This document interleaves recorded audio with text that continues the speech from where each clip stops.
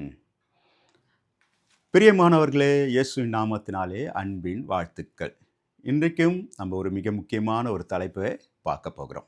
சிலுவையின் வரலாறு. இப்போ அது 40 நாள் சிலுவையின் தியானங்கள் போய்க்கொண்டிருப்பதனால, சிலுவையின் வரலாறை குறித்து நம்ம கொஞ்சம் ஆராய்ந்து பார்ப்போம். இது எப்பொழுது முதல்ல அறிமுகப்படுத்தப்பட்டது, யாருனால் வந்தது, இது எப்படின்ட்டு இதை கொஞ்சம் விலாவாரியாக இதன் சரித்திரங்களை நம்ம இன்றைக்கு பார்ப்போம். இது பார்த்தோம்னா சிலுவை நமக்கு ஒரு புனிதமான ஒரு அடையாளமாக இருக்கிறது. ஆனால் இதன் ஆரம்பம் மிக வேதனையானது. மனித வரலாற்றிலே மிக கொடூரமான ஒரு மரணக்கருவியாக இது இருந்தது. இதை குறித்து நம்ம கொஞ்சம் விலாவாரியாக பார்க்கலாம். நம்மளோட ஆண்டவராகிய இயேசு கிறிஸ்து பிறக்கிறதுக்கு முன்னால் கிமு 71வது வருடத்திலே ரோம பேரரசு இந்த சிலுவை மரண தண்டனையை கண்டுபிடித்தார்னு சொல்ல முடியாது. ஏன்னா கிமு 6ஆம் நூற்றாண்டிலே பெர்சியா காலத்திலே இதை கொண்டு வந்திருந்தார்கள். அதனால் இதை அவர்கள் அறிமுகப்படுத்துகிறார்கள். இதை அறிமுகப்படுத்தி இதை நடைமுறைக்கு கொண்டு வருகிறார்கள். இந்த மரண தண்டனையை, சிலுவை மரண தண்டனை. அது குறித்து நம்ம எப்படின்னு பார்க்கலாம். என்னென்னா, ரோம பேரரசை எதிர்த்து இந்த ஸ்பாக்ட்ரக்கஸ் ரிவோல்ட் என்ற ஸ்பாக்ட்ரக்கஸ் கலகம்னு ஒரு கலகம் ஏற்பட்டது.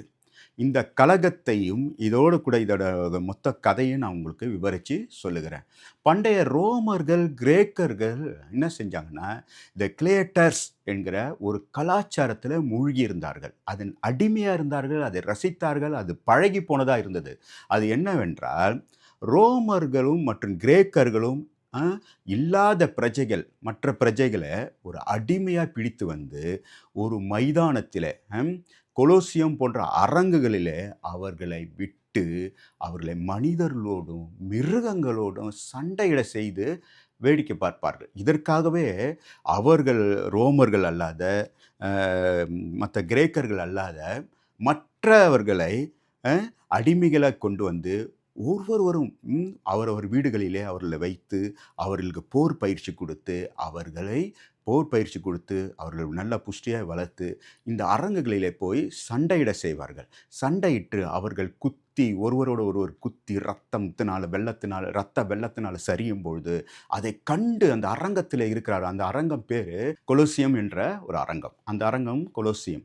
அது ஃபோட்டோலாம் வரும், பாருங்கள். அந்த கொலோசியத்தில் கிட்டத்தட்ட 50,000லேருந்து 80,000 மக்கள் இருந்து வேடிக்கை பார்ப்பாரலாம். என்ன, அவர்களுடைய குடல் சரிகிறதையும், ரத்தம் சிந்துகிறதையும், அவர் துடிக்க சாகிறதையும், மற்ற அந்த சிங்கம், புலி போன்ற மிருகங்களை விட்டு அதோடு எதிர்த்து அவர்களை சண்டையிட செய்து, இப்படியாக அவர்களை ரத்தம் செய்து அந்த விலங்குகள் அவர்களை கடிப்பதும் கொதறுவதுமானதை பார்த்து ஆனந்த விட்டு மகிழ்ச்சிட்டு ஒரு கொந்தளித்து கொண்டாடி கொண்டு இருப்பார்கள். இந்த யூதர்ன்னு சொல்லிட்டேன். யூதர்கள் இல்லை, கிரேக்கர்களும் இந்த ரோமர்களும். அதுதான் கிளேட்டர்ஸ் என்ற அவருடைய கலாச்சாரம். அந்த கலாச்சாரத்தில் இதுக்காகவே அவர்கள் என்ன செய்வார்கள், அடிமைகளை கொண்டு வைத்து வளர்ப்பார்கள். அவர்கள் இப்படிப்பட்ட ஒரு காலகட்டத்தில் தான் இந்த அடிமைகளுக்குள்ளே ஒருவன் இருந்தான். அவன் பேர் தான் என்னென்ன, ஸ்பெக்டர்காஸ். அவன் என்ன செஞ்சான், இவர்கள் எல்லாம் அவர்களுக்குள்ளே அவன் என்ன செய்தான், இவர்களை எல்லாரும் ஒருமிச்சு நம்ம இவர்களிலிருந்து விடுவித்து வெளியே வந்துடும்னு ஒரு திட்டம் போட்டு அவர்களை விடுவித்து வெளியே கொண்டு வருகிறார்கள். வெளியே வருகிறவர்கள் என்ன செய்கிறார்கள், கண்கள் காணுகிற ரோமர்களையும் ரோம செனட்களையும் கொல்லுகிறார்கள். பெரிய கலக்கம் செய்கிறார்கள். இது பேர் தான் ஸ்பாக்ட்ரக்கஸ் ரிவோல்ட் அப்படின்ற ஸ்பாக்ட்ரக்கஸ் கலக்கம் என்று பெயர். இந்த கலக்கத்தை எப்படி அடக்குவது என்று ரோமர்கள் முயற்சி செய்யல. ரோம பேரரசு என்ன செய்கிறார், இவளை அடக்குவதற்காகவே ரோம பேரரசு மார்க்கஸ் லிசினியஸ் கிராஸ் என்கிற ஒரு படைத்தளபதியை நியமிக்கிறார்கள்.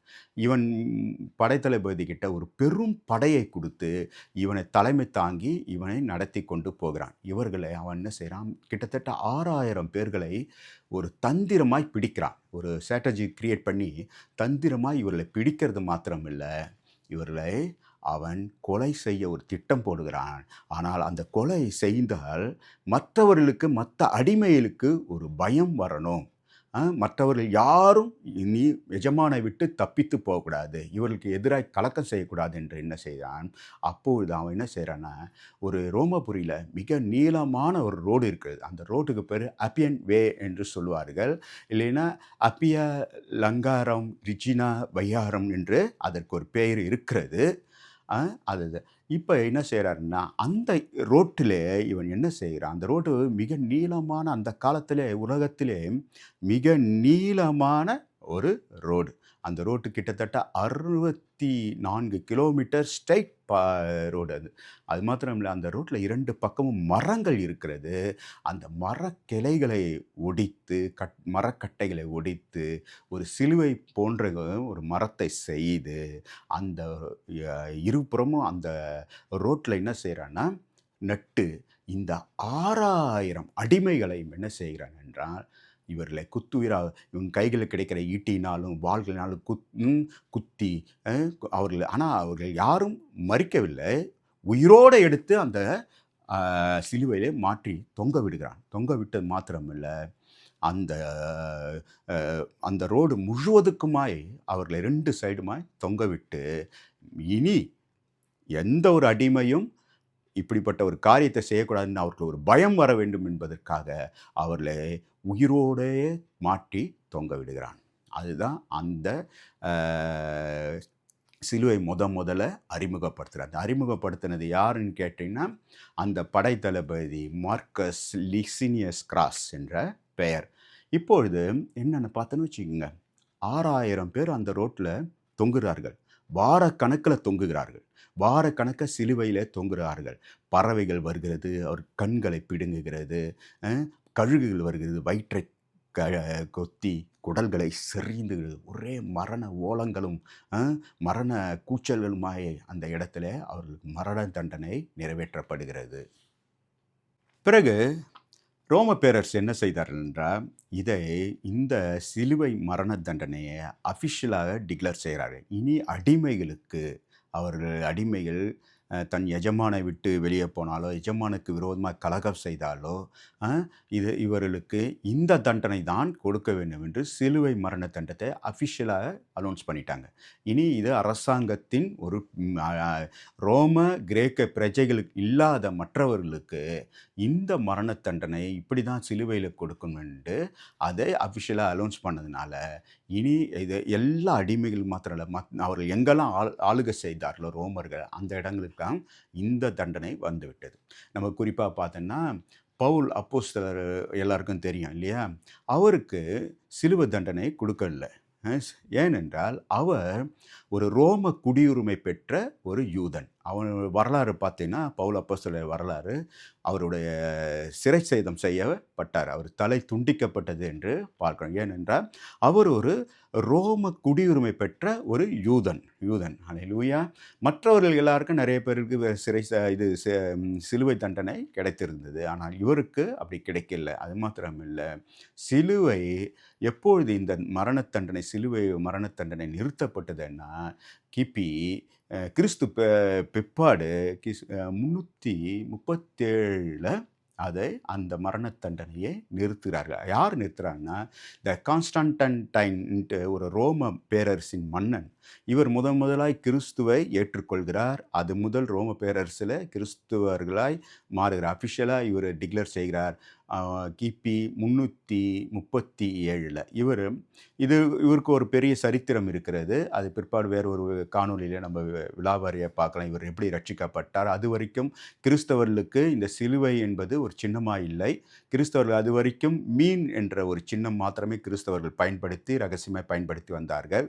பிற்பாடு இந்த கான்ஸ்டன்டைன் வந்ததுக்கு பிற்பாடு சிலுவை கிறிஸ்தவர்களுக்கு அஃபிஷியலாக அவர்கள் ஒரு கிறிஸ்தவர்களுக்கு புனித சின்னமாய் அவர்கள் ஏற்றுக்கொண்டார்கள். இது மாத்திரமில்லை, சிலுவை 2 பகுதியாய் பிரிக்கலாம். ஒரு பகுதி என்னென்றால், செங்குத்தான ஒரு பகுதி இருக்கும், அந்த பகுதிக்கு ஸ்பாட்டிக்குளம் அப்படின்ட்டு ஸ்பாட்டிக்குளம் என்று பெயர். திரும்பவும் சொல்கிறேன், இந்த செங்குத்தான பகுதிக்கு ஸ்பாட்டிக்குளம் என்று பெயர். குறுக்கே மரத்தின் பெயருக்கு பாட்டிப்புலம் என்னது பாட்டிப்புலம் என்று பெயர். 2 மரங்களால் ஆன அது சிலுவை. அந்த ஸ்பாட்டிப்புலம் இருக்குல்ல, ஸ்பாட்டிப்புலத்தில தான் 2 கரங்களில ஆணிகளை வைத்து அவர்கள் அடிப்பார்கள். அத மாத்திரம் தான் ம எந்த ஒரு அடிமையா இருந்தாலும் சரி, யாரா இருந்தாலும் சுமந்து வருவார்கள். அந்த ஃபோட்டோவ கூட அதில இதில வரும் பாருங்க, கீழ பாருங்க. அதுதான் ஸ்பாட்டிப்புலம். இப்ப சிலுவையை குறித்து உங்களுக்கு ஒரு தெளிவு வந்திருக்கும். எப்பொழுது, யாரு, எந்த நேரத்தில யார் கண்டுபிடித்தார்கள் என்று. அதனால தான் அவருடைய பெயரே அதில கிராசஸ் என்று அதுக்கு வைத்திருக்கிறார்கள். அது மாத்திரம் இல்ல, இது அடிமைகளை பயமுறுத்த உருவாக்கப்பட்ட சிலுவையைத்தான் பிற்காலத்தில நமது ஆண்டவராகிய இயேசு கிறிஸ்து அ உலகத்தின் பாவத்துக்காக சுமந்தார். அல்லேலூயா! உலகத்தின் பாவங்களுக்காக ஆண்டவர் இந்த அடிமையின் சிலுவையை தான் அவர் சுமந்தார். ரோமர்கள் பயத்தின் சின்னமா வைத்திருந்த சிலுவையை ஆண்டவர் கிறிஸ்து தியாகத்தால இன்று அன்பு பின்ன மன்னிப்பின் அடையாளமாய் மாற்றப்பட்டிருக்கிறது இந்த சிலுவை. அல்லேலூயா! இப்போது உங்களுக்கு சிலுவை குறித்து வேற ஏதாவது வேணும்னா கமெண்ட்ஸ்ல போடுங்க. அது திரும்பி அதை குறித்து மிக தெளிவாய் பார்க்கலாம். இதுதான் சிலுவை. எப்படின்னா ரோமர்கள் அடிமைகளுக்காக கொடுத்தாரு. ஏனென்றால் ரோமர்களும் மற்ற கிரேக்கர்களையும் அவர்கள் சிறைச்சேதம் மட்டும்தான் செய்வார்கள். ஏனென்றால் அவர்கள் மரண தண்டனை நிறைவேற்றும்போது அவர் இந்த மரணத்தின் வலி அவர்களுக்கு தெரியக்கூடாது என்று சிறைச்சேதம் தலையை வெட்டும்பொழுது 1 நிமிடத்தில் தலையை வெட்டிவிடணும். இதே இந்த சிலுவை முறையில் இருக்கும்போது வாரக்கணக்கில் மரண தண்டனையை அவர்கள் தொங்குவதாய் இதில் வரலாற்றில் சொல்லியிருக்கிறது. அடிமைகள் வாரக்கணக்கில் தொங்க விட்டதாகவும் அவர்கள் மரண ஓலமிட்டு இருந்ததாகவும் அப்படியாய் இந்த கொடூரமான ஒரு சிலுவை தண்டனை. அதுதான் நம்ம ஆண்டவர் நமக்காகவும் உங்களுக்காகவும் அவர் சிலுவையை சுமந்து ஒரு ரட்சிப்பை கொடுத்து இன்று வெற்றி நமக்கு அவர் சுதந்திரித்து கொண்டு கொடுத்திருக்கிறார். இப்போ உங்களுக்கு இந்த வீடியோ பிடித்திருக்குன்னு நினைக்கிறேன். பிடித்திருந்தால் மற்றவர்களுக்கு ஷேர் பண்ணி மற்றவர்களுக்கும் பிரயோஜனப்படுத்துங்க. இயேசுவின் நாமத்தில்